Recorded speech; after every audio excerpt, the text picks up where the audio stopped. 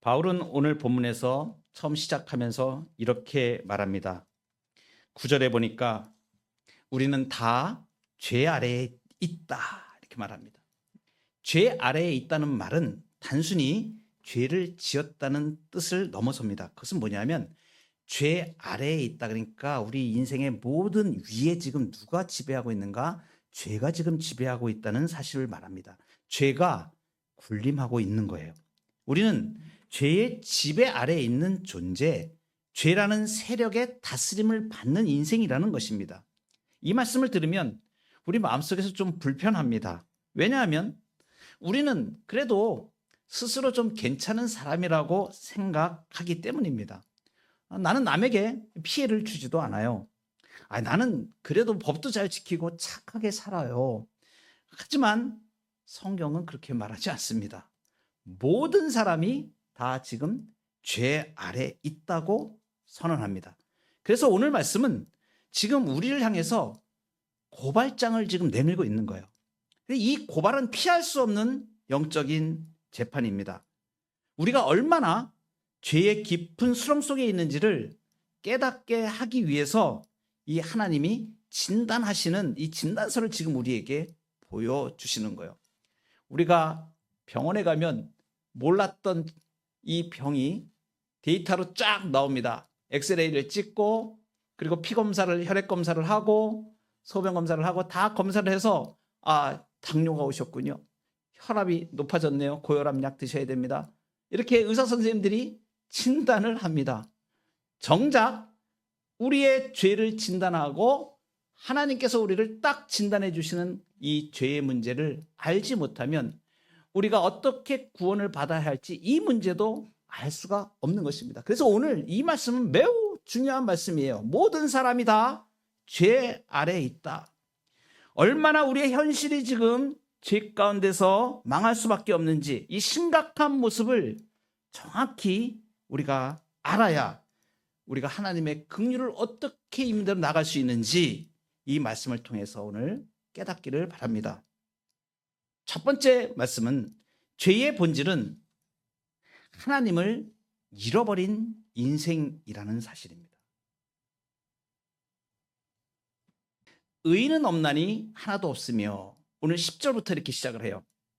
의인은 없나니 하나도 없으며 깨닫는 자도 없고 하나님을 찾는 자도 없고 다 치우쳐 함께 무익하게 되고 선을 행하는 자는 없나니 하나도 없도다. 이 말씀 중에 죄의 본질을 한마디로 표현한 어구가 있습니다. 하나님을 찾는 자도 없고, 이렇게 말합니다. 죄의 본질이 지금 무엇인가를 말씀해 주냐면 도덕적인 문제 이전에 하나님과의 관계 문제라는 것을 말합니다. 이 죄의 본질은 하나님을 떠난 상태를 말합니다. 하나님을 찾지 않는 것이에요. 하나님과 분리돼 버린 것, 하나님으로부터 단절된 것, 이것이 죄의 본질입니다. 성경 말씀은 그 죄의 본질, 비극적인 장면을 에덴 동산에서 보여줍니다. 아담과 하와는 처음엔 하나님과 함께 걷는 사람이었습니다.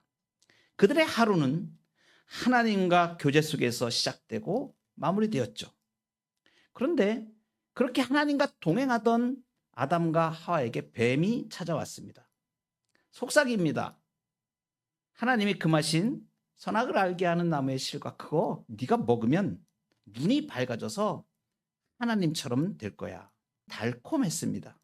그래서 그들은 하나님과 같이 되고 싶었습니다.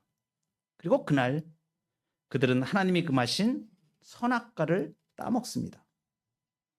그런데 이 범죄한 직후에 가장 먼저 경험한 것은 하나님처럼 높아져서 모든 게 자유로워지는 게 아니라 오히려 두려움, 그것이 찾아왔습니다. 창세기 3장 8절에 보면 그들이 그날 바람이 불 때에 동산에 거니시는 여호와 하나님의 소리를 듣고 여호와 하나님의 낯을 피하여 동산 나무 사이에 숨은지라, 이렇게 말씀하십니다. 낯을 피하여 숨었어요. 한때는 하나님의 음성을 반가워하면서 나갔던 사람들이죠. 하나님이 다가오실 때면 너무 기뻐서 즐거워서 그 하나님께 달려가던 사람들이었습니다. 그런데 이제 그 하나님의 소리가 두려움으로 바뀌어버린 거예요. 하나님의 동산번이시는 그 소리를 들을 때 그들이 숨었습니다. 죄가 이렇게 인간의 마음을 바꿔버린 거예요. 하나님이 부르시죠. 그 숨은 아담을 찾습니다. 아담아, 네가 어디 있느냐? 너 지금 어디 있느냐? 단순히 위치를 묻는 말씀이 아닙니다. 너의 마음이 지금 어디가 있냐? 하나님께서 떠나버린 그 아담을 하나님은 잃어버린 자녀를 찾는 심정으로 부르신 것이죠. 여러분, 그때 아담이 어떻게 대답하냐 하면 창세기 3장 10절에 내가 동산에서 하나님의 소리를 듣고 두려워하여 숨었나이다. 하나님은 두려운 분이 아니셨잖아요. 그런데 두려움이 와버린 거예요. 죄가 이렇게 만들어버린 거예요. 하나님을 두려워하게 만들고 하나님에게서 숨게 만들어버린 것이죠. 빛 가운데 있었던 인간이 이제 어둠 속으로 도망칩니다. 창조주 하나님과 교제하던 인간이 이제는 그 하나님, 창조주 하나님을 피해버리는 거예요. 이 장면이 바로 하나님을 잃어버린 인생의 모습입니다. 죄는 이렇게 만듭니다. 모든 인류가 아담의 후손으로 죄 아래 놓이게 되었습니다. 그래서 중요한 것은 그 아담에게 임한 그 두려움이 오늘 현실의 우리에게도 그대로 이어져 있다는 사실이에요. 우리에게 와버린 두려움입니다. 어떤 두려움들이에요? 많은 것들이 있겠지만 말씀을 통해서 몇 가지를 우리가 살펴보면 첫째는 관계의 두려움입니다. 죄가 사람과 사람 사이를 갈라놔 버린 거예요. 아담과 하와는 서로 사랑하는 존재였습니다. 서로 믿고 마음에 얘기 못할 것도 없고 다 뻔히 진실하게 그 사랑을 나눌 수 있는 관계였습니다. 그런데 이제는 그 죄가 들어오고 나서 당신 때문에 그렇게 됐다고 원망하며 탓하기 시작했습니다. 사랑해야 할 자리에 변명하고 책임을 돌리는 그러한 일이 일어나 버린 거죠. 우리의 삶에도 역시 똑같습니다. 가정 안에서, 교회 안에서 우리는 진심을 보이지 못하고 마음을 숨긴 채 삽니다. 이것이 두려움이에요. 내가 상처받으면 어떠나, 내가 버림받으면 어떻게 하나. 이것 때문에, 두려움 때문에 관계에 두려움이 있는 거예요. 벽을 쌓고 웃기는 하지만 진심으로 사랑하지 못합니다. 이 죄가 사람과 사람 사이를 불안하게 만듭니다. 이것이 관계의 두려움입니다. 또 한 가지 두려움은 자신에 대한 두려움이에요. 아담 자신이 하나님 앞에서뿐만이 아니라 자기 자신 앞에서도 숨어버리죠. 뭐라고 얘기했습니까? 하나님 앞에 대답하는데 내가 벗었으므로 두려워하여 숨었나이다. 자기 자신에 대한 두려움이 생겨버린 거예요. 부끄러움이 생겨버린 거예요. 그러니까 자신을 직면할 용기가 없어져 버린 거예요. 사라져 버린 거예요. 여러분, 우리는 어떻습니까? 우리가 사람들 앞에서는 괜찮다고 여길지 모르지만 혼자 있을 때의 불안과 공허에 시달릴 때가 있습니다. 나는 정말 괜찮은 사람일까? 내 인생은 도대체 어디로 가고 있는 걸까? 그래서 자기 자신이 무너질까 봐 두려워서 끊임없이 그것을 대신 채울 수 있는 일에 몰두하든가, 다른 어떤 것에 몰두하든가, 무슨 성취의 목표를 정해놓고 거기에 매진하든가, 이렇게 해야만 이 두려움이 없어지고 마음이 놓여지는 상태가 돼버린 거예요.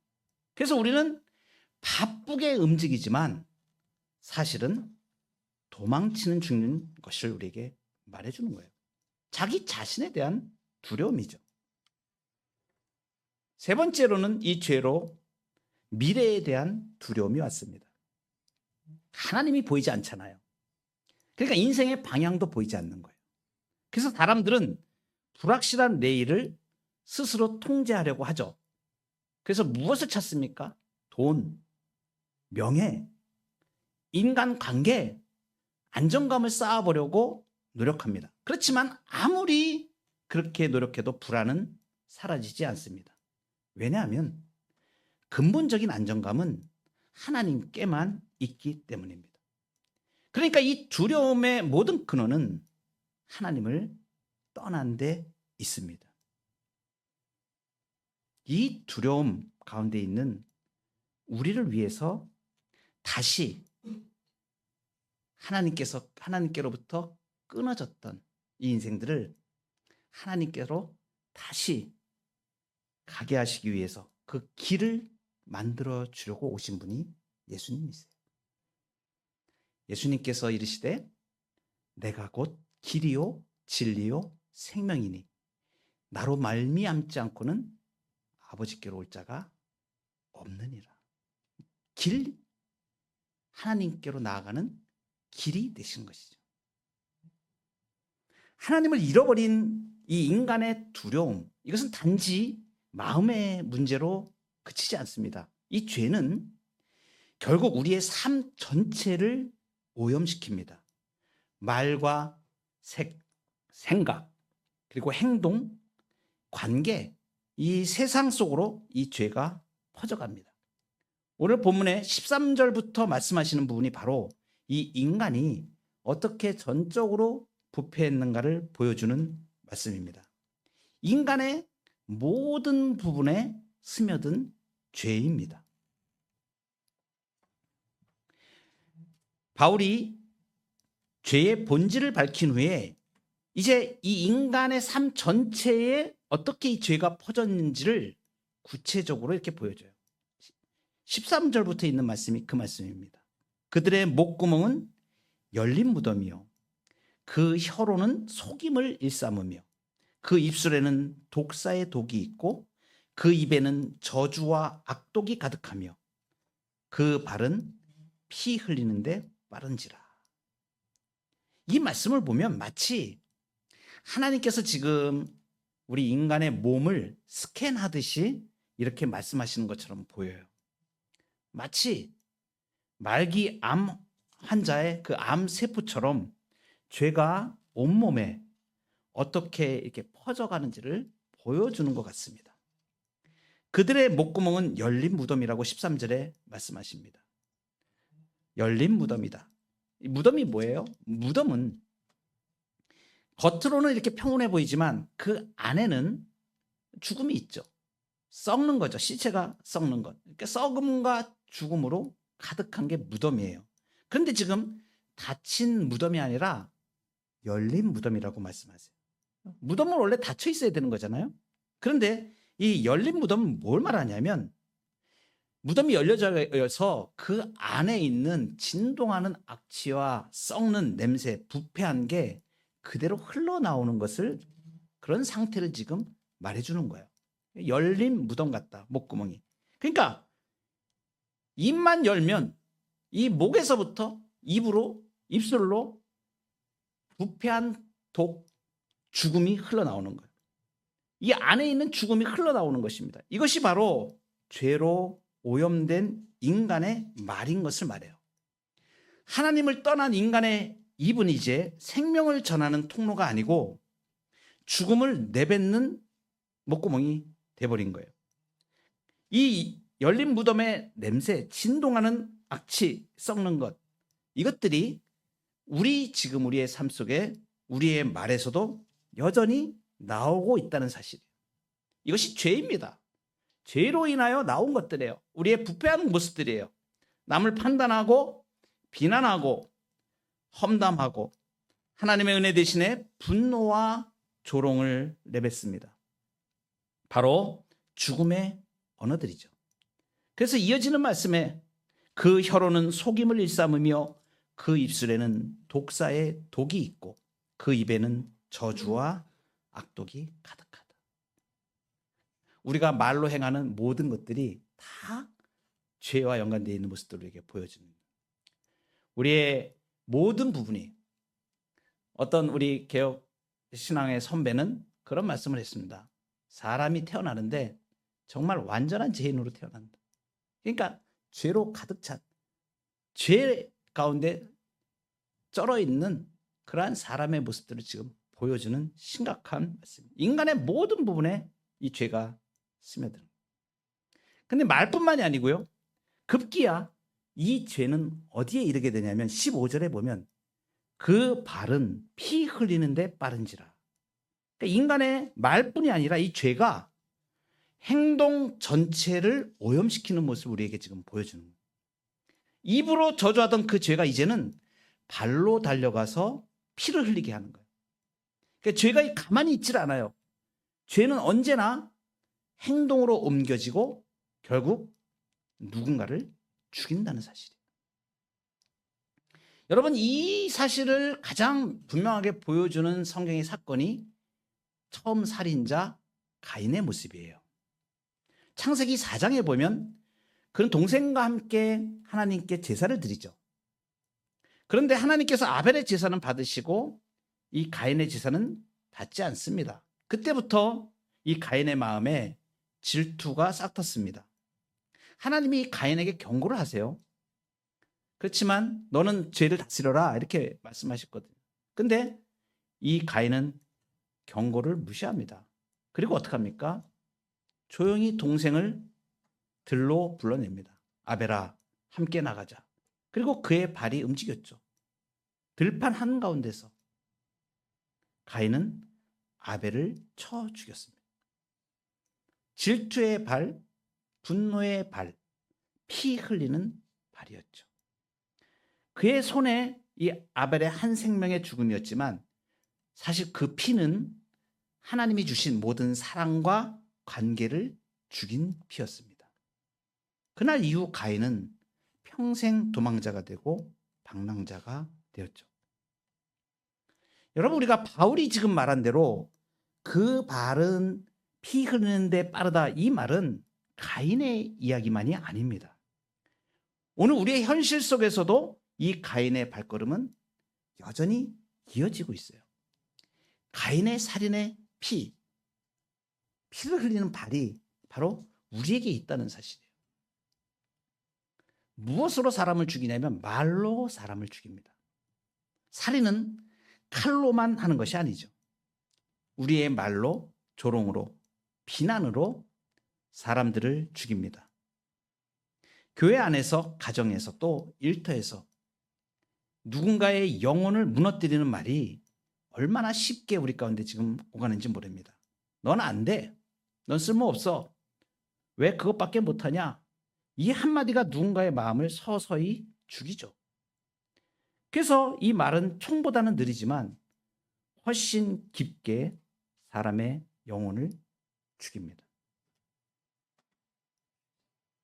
우리가 연예인들이 죽는 모습들을 우리가 자주 종종 보게 됩니다. 사회에서. 아주 인터넷에 댓글 올리고 비방하는 그 글, SNS에 올린 그 비난의 글, 그것이 견딜 수가 없어서 연예인들이 그 말에 충격받아서 목숨을 끊는 살인들이 일어나고 있죠. 바로 이 말로 사람을 죽이는 거예요. 또 사람들이 사람을 죽이는데 무관심으로 사람을 죽입니다. 사람은 사랑이 없어서 죽습니다.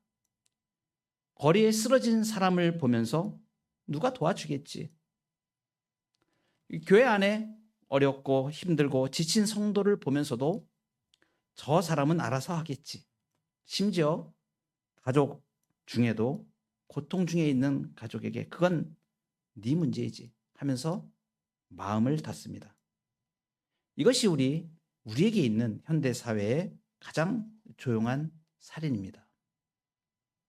이미 우리가 다 알다시피 이 사회 속에 시스템 속에서 살인이 일어납니다. 이 죄는 개인의 감정뿐만이 아니라 사회 전체를 오염시키는 거예요. 그래서 불의한 제도가 나옵니다. 거짓된 문화가 나옵니다. 인간의 이익을 위해서 약자를 짓밟는 구조가 나옵니다. 그 가운데서 피 흘리는 발이 굉장히 바쁘게 움직이고 지금 있는 거예요. 직장과 사회에서 한 사람의 생명이 그냥 숫자로 취급되고 생명 경시 현상이 만연합니다. 성과를 위해서 타인을 이용하고 돈을 위해 사람을 버리는 현실입니다. 이것이 바로 피 흘리는 발이 만든 세상입니다. 이것이 죄의 현실이에요. 우리는 누구나 이러한 일을 행하기도 하고 이 가운데 살고 있습니다. 숨 막히지 않으세요? 죄로부터 온 두려움과 그리고 인간의 모든 부분에 스며든 이 죄악의 참상들을 보면 숨이 막히는 게 정상입니다. 가인은 들판에서 아벨을 죽였지만 우리는 일상에서 서로를 죽이고 있는 살인이 만연한 세상을 지금 우리 살고 있는 거예요. 어떻게 하실 거예요? 바로 이것을 오늘 말씀하시는 거예요. 죄로 가득 찬 이 세상. 나 자신뿐만이 아니라 내 가족과 내 주변을 둘러보아도 이 죄의 엄청난 모습들과 공포와 이 두려움 속에 모든 죄가 우리 삶 속에 스며든 모습들을 여러분들은 외면하십니까? 하나님이 지금 오늘 이 말씀을 통하여서 말씀하시는 것이 이것이에요. 이 죄의 현실을 똑바로 보라는 것입니다. 그래서 10절에 보면 의인은 없나니 하나도 없으며 깨닫는 자도 없고 하나님을 찾는 자도 없고 반복해서 말합니다. 무려 없다라는 말을 4번을 연거푸 반복합니다. 없다, 없다, 하나도 없다. 이 말은 단순한 강조가 아니에요. 지금 대책이 없는 걸 말하는 거예요. 대책이 없는 인생들이에요. 이건 절망선언인 거예요. 여기에 살고 있는 당신의 현실을 인식하라는 하나님의 진단서가 지금 우리에게 날아온 겁니다. 하나님 앞에 설 수 있는 의로운 사람은 단 한 사람도 없습니다.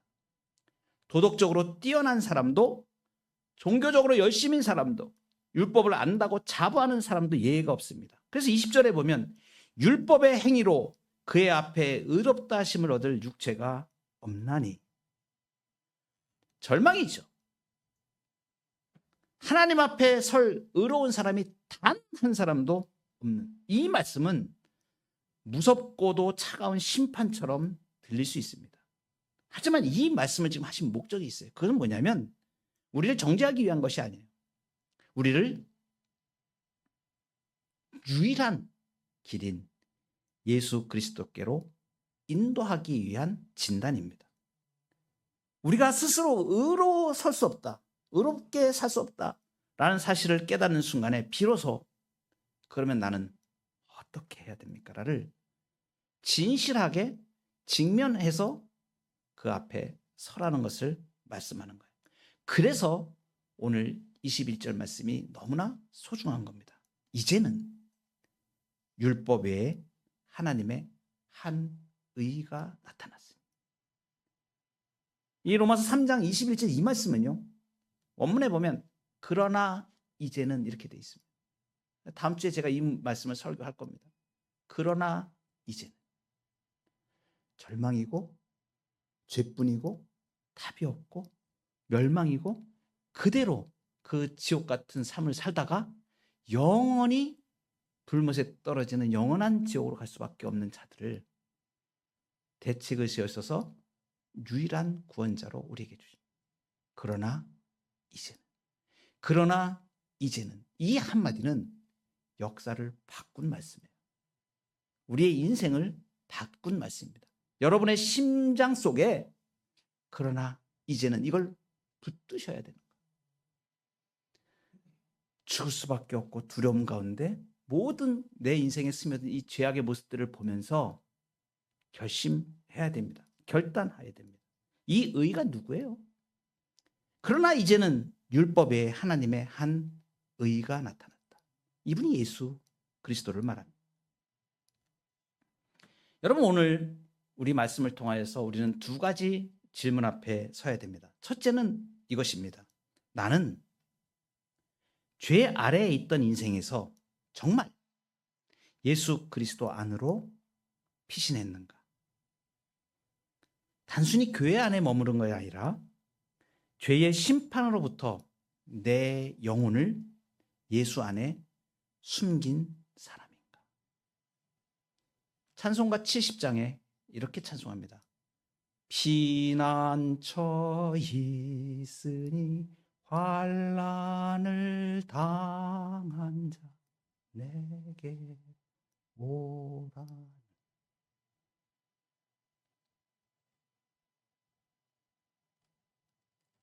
제가 오늘 설교를 준비하다가 아침에 와서 항상 제가 기도하는 시간에 설교 말씀을 다시 정돈하면서 묵상하는 시간을 잠깐 갖습니다. 한 10분 정도 갔는데 갑자기 이 말씀을 생각하는데 이 두려움과 모든 우리 인생에 스며든 이 죄, 해결할 수 없는 이 죄를 예수님이 이 땅에 오셔서 복음서에 나온 대로 예수님의 공생애를 통해서 쭉 이렇게 보여주시는데 얼마나 안타까우셨으면 예수님이 그 눈물을 흘리시면서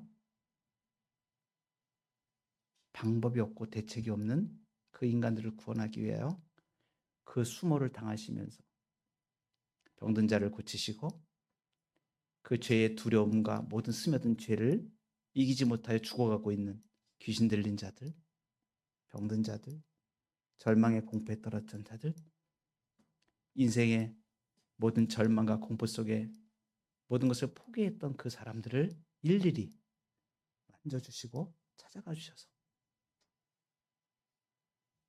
구원해 주시는 그 은혜를 기억하면서 한동안 한 10분 동안 기도할 때 그 예수님이 마치 지금 오늘 우리 예배 가운데 오신 우리 성도님들 한 분 한 분 만나주시고 피난처가 되셔서 이 죄의 이 험악함들을 다 깨닫고 예수께로 의지하는 일이 일어나기를 위해서 간절히 기도했습니다. 죄의 심판으로부터 내 영혼을 예수 안에 피난처 되신 예수께 의지하고 있는 사람인가? 여러분 진단하시기 바랍니다. 그리고 또 한 가지는 그러면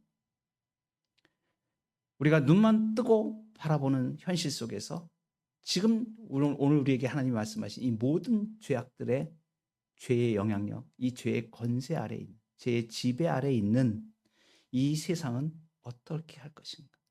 내 가족들은 어떻게 할 것인가? 내 자녀들은 어떻게 할 것인가? 이 사람들에게 피난처를 알려야 되지 않겠는가? 복음은 피난처의 소식이에요. 이 세상에 이 죄의 폭풍이 몰아칠 때 우리 예수님의 십자가는 여전히 열려있는 안전한 피난처입니다. 이 피난처로 달려가야 돼요. 아직도 밖에서 방황하고 있는 영혼들에게 이렇게 말씀하는 겁니다.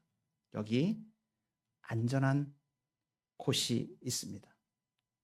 예수 그리스도 안에 생명이 있습니다. 죄의 지배 아래 답이 없이 사는 인생들에게 그 죄에서 은혜로 생명으로 옮기는 역사가 우리 교회를 통해서 일어나고 여러분들을 통해서 일어나고 이 은총을 함께 누려가는 복된 저와 여러분 되기를 축복합니다. 기도하시겠습니다.